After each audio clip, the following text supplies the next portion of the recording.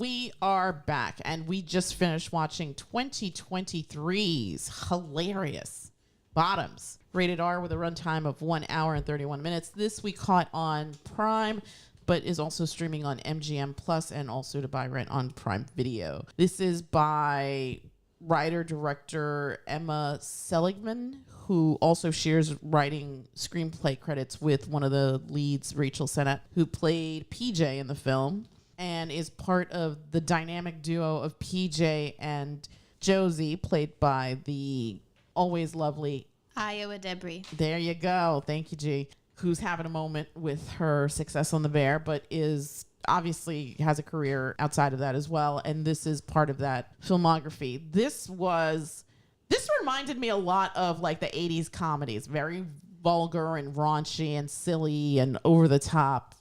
And it didn't make sense. Very over the top. I mean, they like I was usually in those 80s comedies, there's like a line that they reach where, okay, the police are going to get involved. No, not in this one. Not the case in this movie at all. Some guy got impaled. In front of a crowd. Yeah. There was no adult supervision or involvement in any way, shape, or form. There were like 3 adults in this movie, and all of them were just useless. Yes. Yeah, I think that's Hazel's mom, the principal, and Mr. G. Mr. G. But there's also that other lady that sold crack or whatever. Oh, the babysitter. Oh, if you're not here to purchase firearms. Yes. I'm going to go around this. I actually saw this on a plane ride and laughed hysterically, and still holds up. Really enjoyed it. I'm going to go around the table and get everybody's impressions because I believe this is the first time for everybody else. I'm going to start with you, Olive G. What did you think of the film? Oh, I love this movie. It was funny, right? Yeah. What did you think? What did you think of the cringy moments? Yo, like, honestly, like, I have... Wait, like, can you specify? Because there are, like, a lot. Well, there was a lot. That's what I mean. What did you think of overall the cringy? So I feel like when you're living through it, right? High school is very crazed. I mean, depending on, I guess, your social situation. When we start the film, PJ and Josie are at the bottom, very, very bottom of the social ladder. And through this kind of off-the-cuff plan, they sort of skyrocket to some sort of popularity. Yeah. But along the way... they're very popular at some point. Yeah. But along the way, because it's high school, because young people make silly choices, there is a lot of cringy moments here. What did you think of those cringy moments? You could pick one if you want to talk about it, or overall. Honestly, overall, I just felt bad for them when it happened. Yeah. Who was your favorite character? Probably like Josie. Yeah, why'd you like Josie? I don't know. She was cool, and she also wasn't like as good as PJ, but like still. I also liked Hazel because of like her weird thing with firearms. It wasn't firearms; it was bombs. Bombs. Yeah. Explosives. Yeah. Explosives. Yeah. And I think Hazel was funny because she took things a little too literally. Yes. Oh my every gosh, time. she was dumb. To the point where things were blown up. It's like, okay, yeah, let's do terrorism. Not realizing she's being kind of sarcastic about that. She was being completely sarcastic. She was being completely sarcastic, but they literally committed terrorism. The girl that impaled the boy, that wasn't I also liked her. her name was Sylvie. Yeah, Right. like Sylvie. You know, she didn't get like a lot of lines. Like I still thought she was funny, and also how like she wanted to kill her steps. She kept going on about that. I was like, let's not have a moment here because I'm almost afraid to ask. When they're asking about like assault, and then she's like, gray areas also count. She starts talking about Friday movie night. Yeah. Please don't get any ideas, kids. Right. What did you think of the PJ character, Olive G? I mean, I thought she was cool, but I also thought she was like kind of like annoying sometimes. Yeah. So she was like over the top. Yeah, definitely. Yeah, she was the sort of like the catalyst character that pushes the more reluctant one, which was Josie, into just crazy hijinks. Yes. And I like as the story bears out, I don't think they would have gotten as far as they would have without Hazel, because you have the crazy, impulsive one, and then you have the sort of moderate tempered one who's just sort of being taken along for the ride, but also is kind of with her. But then you have the organizer, which was Hazel. And who she pretty much made it. She was both. She was crazy and she could be tempered, because she was sort of like an even keel character, but the stuff that was probably going on in her head was out of control. Even she says, this wouldn't have happened without me. Right. And she's 100% correct, because like PJ says, you took notes. The reason why most of the people were in that auditorium on the first meeting was because she recruited them. Yeah. And she got her cousin, who's like a model or whatever, to show up. I think that she's sort of like the unsung hero of the girls' fight club. Yes. Gee, what did you think of the film? It was great. It was very funny. It was very funny. What did you think of... So obviously this movie is very exaggerated, but there's some pretty unflattering representation in it. What do you think of that? Like representation of what? Just of young women, the way they behave. I think also the young men. Jeff is like an egregious example of that. Just the idea of this over the top. So let's take Jeff as the example. He's this over the top, almost deity in this little ecosphere, and he's an idiot, and yet somehow he wields a lot of power, but it's perpetrated by his friends on the football team and also the other students and the adults here, because they worship him. I mean, there's billboards on the walls praising this young man who's as dumb as a rock. And you don't really see him on the football field. So is he a good player? Who knows? Maybe he is, and that's why everyone loves him. But it's just interesting to me, because it is frightening to think that somebody like that exists. That's somebody that's such a highly just over the top representation. I just wanted to know what you thought of that. How, I don't want to say degrading, but to an extent, maybe, like some of this representation is here. I don't get what you're asking either. I wasn't offended because it was just a movie. Okay, fair enough. She understood. What was degrading? Just the idea of how the girls are portrayed. The girls are portrayed as lesser than, not equal to. Okay. I could see that. I just didn't see that in relation to Jeff. Jeff was... Well, I was just using him as an example. Character. Yes, he was. He was absolutely a cartoon character, but that's what I meant. Like, how do you... Does that bother you? Does that make the story... Okay. Does it lose points because it's so out of the realm of reality? Or does it add to? Because...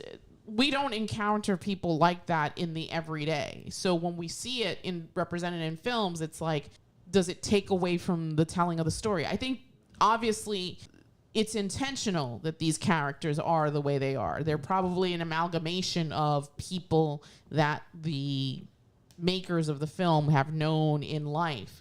I think they're an exaggeration of stereotypes. Yes, absolutely. They're not even accurate stereotypes. They're just exaggerations of it's hyperbole. Sure. So does that take away? But I don't think.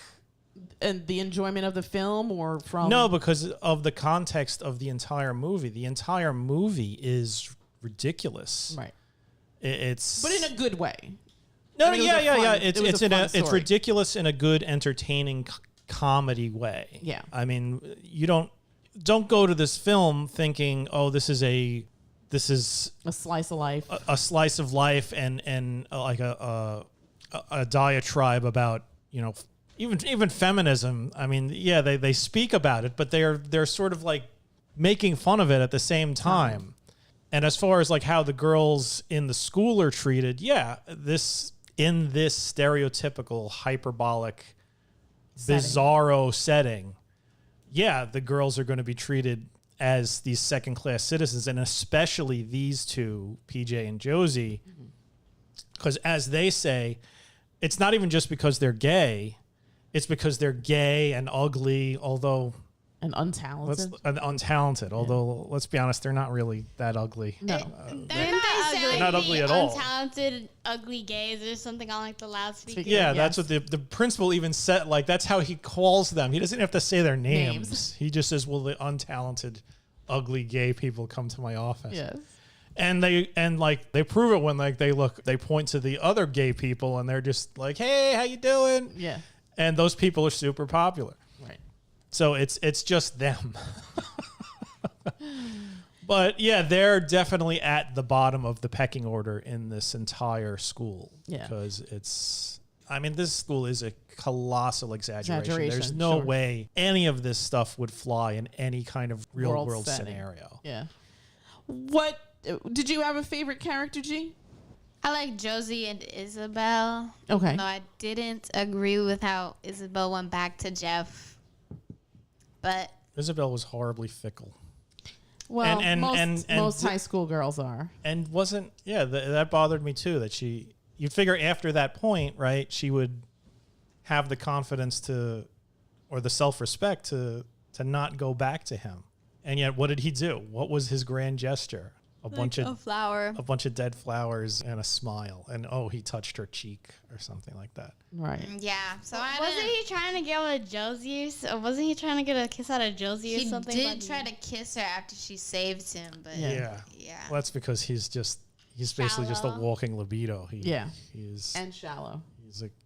He's a caricature of self-centeredness. Absolutely. Yeah. What did you think of PJ?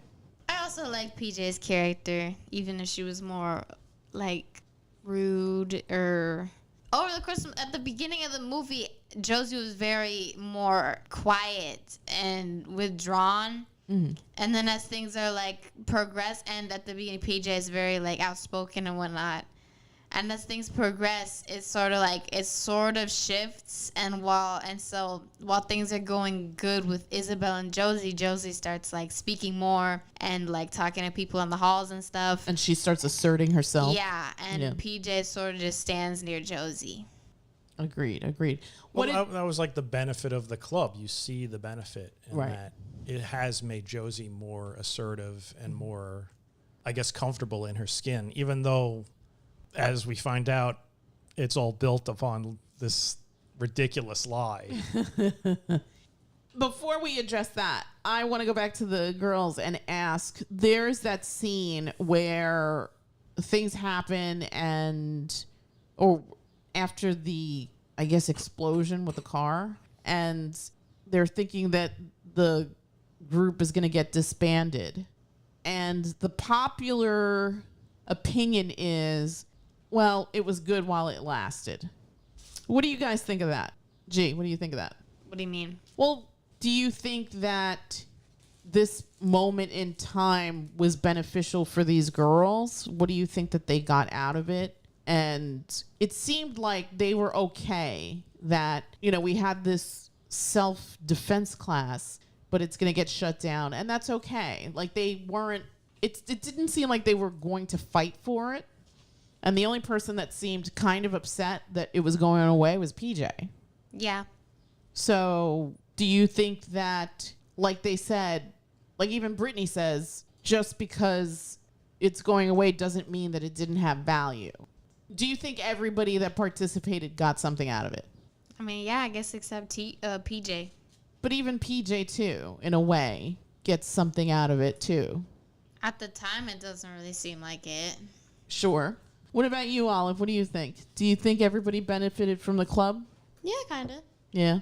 Do you think that this idea of defense and female empowerment is important to instill in young women?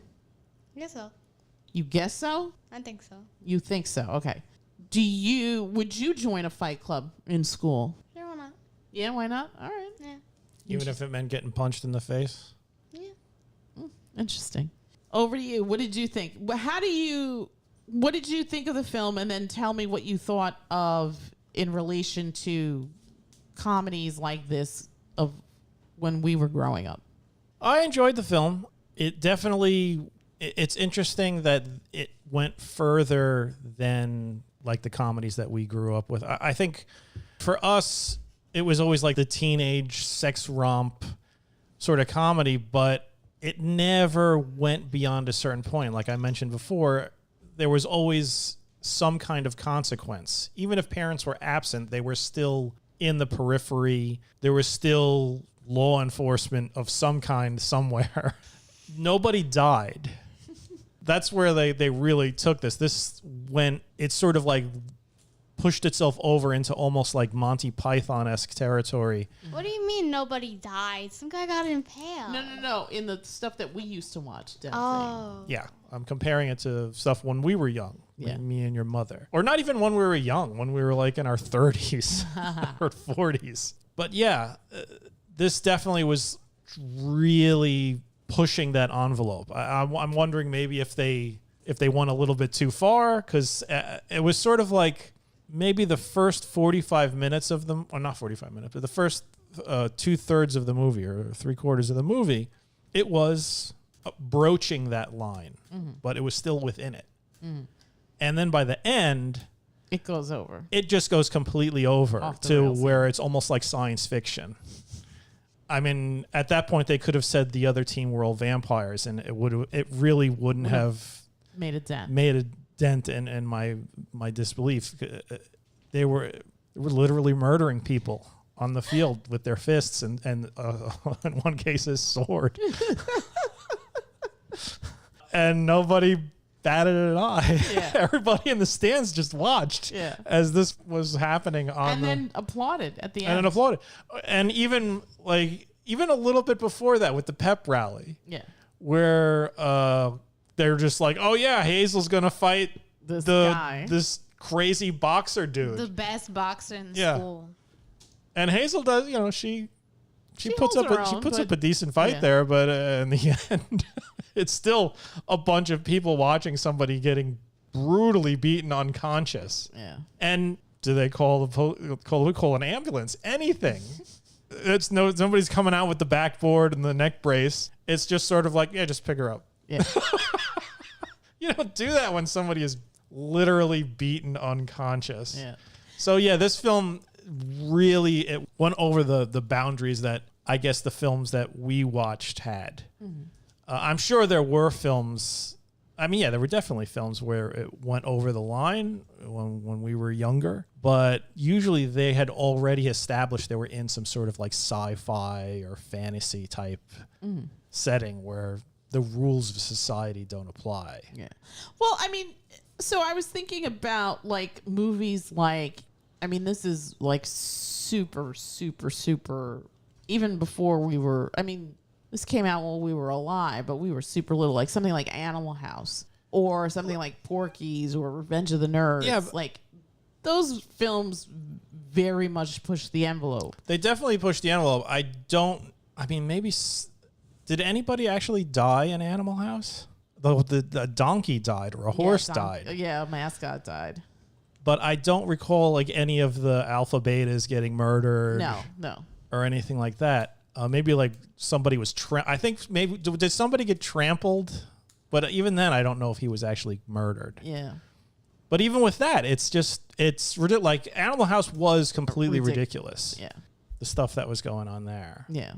This was, I think I mentioned it before when not on the podcast, but it sort of like veered into Airplane territory. Yes. That's a great like comparison. Airplane, the jokes were coming a mile a minute, and they would have just ridiculousness, and it was just sort of like, okay, so this is the world I'm in, and they let you know that from the start, from the get-go. Yeah. This, I would say 3/4 of the way through the picture, it's sort of like adjusted that tone and went beyond that. And for me, that I guess maybe that's a little bit of a mark against it, because if you were going to go there for the whole thing. But it didn't bother me to the point where I was just like, okay, this has taken me out of the movie or anything like that. It was just sort of like a tonal shift that I don't know. I don't know. I feel like the comedy was a bit smarter in the first 3/4 than it went than towards the end. Yeah. No, fair. And I sort of agree with that, but it didn't, again, I agree with you too, that it didn't really take me out of the film, that it didn't make me enjoy it. I think I still liked it a lot. Yeah, it's a funny movie. There are definitely funny moments. I was shocked at how good Marshawn Lynch's comedic timing is. He's excellent in this movie. Usually sports figures in movies come off as just ridiculously wooden, like they're trying to sell you a used car or something like that. Yeah. So I'm glad that you mentioned Marshawn Lynch. I wanted to read something from IMDb trivia, which I found interesting. Marshawn Lynch was initially unsure about accepting the role. He ended up taking it as a way to rewrite his regret of mishandling his younger sister's coming out to him in high school. Oh, that's nice. That's nice. Yeah, I love that. Yeah. I love that. I think that that's great. Yeah. It's nice that people grow. I mean, people make mistakes. Yeah, absolutely. Especially in that situation. Sure. I mean, I'm sure there are a lot of people who handled that horribly and now years later they're just sort of like, what was the big deal? Right. Well, I think also we've come a long way as far as ostracizing people that are quote unquote different than us. Just acceptance. Yeah. There's definitely been a lot of change. I mean, we still have a ways to go, but I think that really made me happy. I think that little piece of trivia just made my heart happy. And I agree with you. I think Marshawn was great. He was hilarious in this. Oh, yeah. Yeah. Even in that little outtake at the end. Yeah. Dealing with the D word.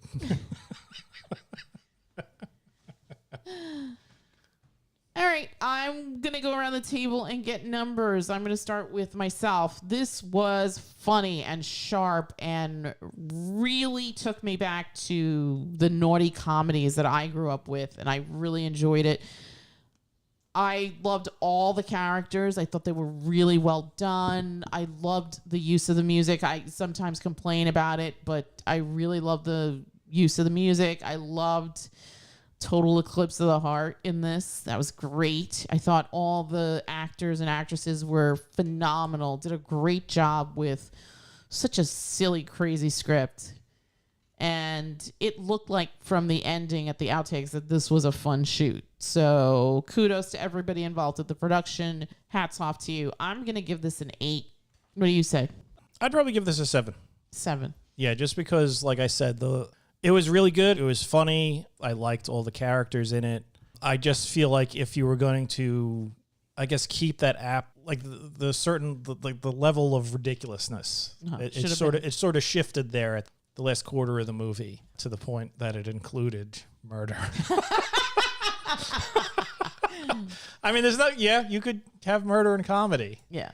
But it's just, I don't know, you sort of like, you get me prepared for it. You make me realize, oh, this is that kind of a silly world where, he fell out the window by accident or something like that. Yeah. But otherwise, I thought everything was really well done. Good smart writing. Good smart writing. I liked the characters. I even like I said, she wasn't one of the two major leads. I liked Hazel. I liked the role that she played. She wasn't just some sort of throwaway character. Yeah.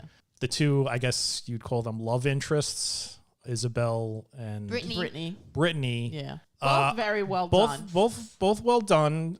It's so bizarre seeing Brittany because she looks exactly like her mom. She was good. She played a believable character. Isbael, her, I don't know. I feel like there was a part in the movie that I could have done without when she basically falls back into the arms of Jeff. Right. That was kind of unnecessary because at the end she kisses Josie and it's kind of it felt like a real step back for that character because it was like, oh, I'm feeling strong, I'm feeling empowered, and then at the first sign of strife or drama or whatever you'd call it, it's just sort of like he wins her back in the most pathetic way, absolutely pathetic, low effort kind of way imaginable. Right. Like no effort made. Yeah. And it's just, yay, Jeff loves me again. Question for you. This is a movie that you and I have seen, but Some Kind of Wonderful. There's that scene where towards the end, so Amanda Jones, the Leah Thompson character, is with the Craig Schaefer character because he's rich and he, I guess, treats her well or whatever. But he's a jerk. And she knows that. And then she goes on this date with Keith and then the Eric Stoltz character. And then she says to him,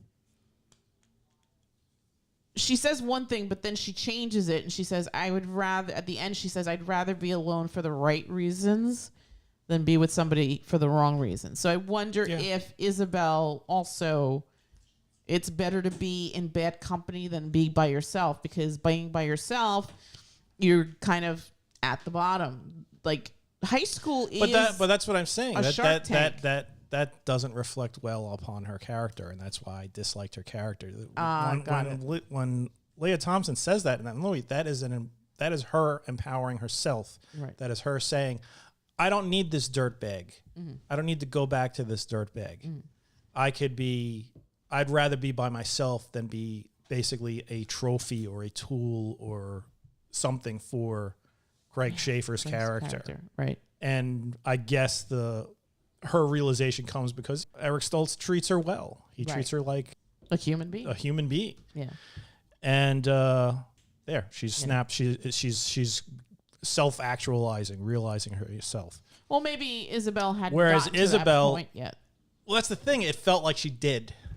And then she took a step back. Well, there's also the idea that, like Josie says, we kind of have to make it up to these girls because we made them look bad. So maybe in that moment when they discover that the reason that the girls' fight club existed was for sort of not the best of the best intentions, maybe that sort of impacted Josie, because when that guy from the football team makes that declaration, everybody's opinion of the girls now changes, including Isbael. But it should matter. No. It should matter for Isbael because she had discovered that she was worth something. Right. Okay, fair enough. She was more than just Jeff's trophy. Yeah. G, scale of 1 to 10, what would you give this film? 10. 10. Nicely done. Would you recommend it to your friends to watch? Yeah. All right. What about you, Olive G? 1 to 10. 9. 9. Very nice. Very nice. Good. 10, 9, 8, 7. Look at that. Perfect. Look at that. This is definitely up there. If you haven't seen it, check out 2023's. You know what? Before we wrap it up, this by the way, this is not for little kids. Oh yes, this is not dirty. This is very vulgar and dirty. What the heck? Why aren't we wrapping up? No, I just wrap it up. Wait. Before we wrap it up, I just had one more point to make. The other thing that was sort of ambiguous to me, at least, and if anybody wants to chime in, please chime in. I couldn't tell the time frame of this film. Like, it felt like some of the characters felt like they were dressed very 80s. Some of them felt dressed very 2000s. The music was sort of all over the place. Nobody had a cell phone. Well, I think the quarterback calls once on a cell phone, but nobody's like on their phone. Nobody has got their face in their phone. Like, it was kind of interesting because, like, Sylvie, the girl that lanced that guy at the end, like, she to me looked like she was dressed from the 90s. So this was kind of an interesting, because it felt like there was all this representation of female high school movie characters sprinkled throughout. So I don't know if that was intentional. That was my interpretation, and I enjoyed that as well, because it very much left things kind of open to interpretation. So as a viewer, like, I could bring my own whatever to it. I didn't even notice. No, it didn't stand out to me that much. No. All right. I mean, looking at it as a woman from the female vantage point, growing up with these highly exaggerated versions of young women on the screen, it was great to see women empowering themselves and lifting each other up and not just being a prop or a tool or, like you said, sort of like property or just some whatever to move the story along or to propel the men. So here, the women's voices and the women's stories are the most important. Yeah, this is definitely a female-centric story. Female-centric story, absolutely. Yeah.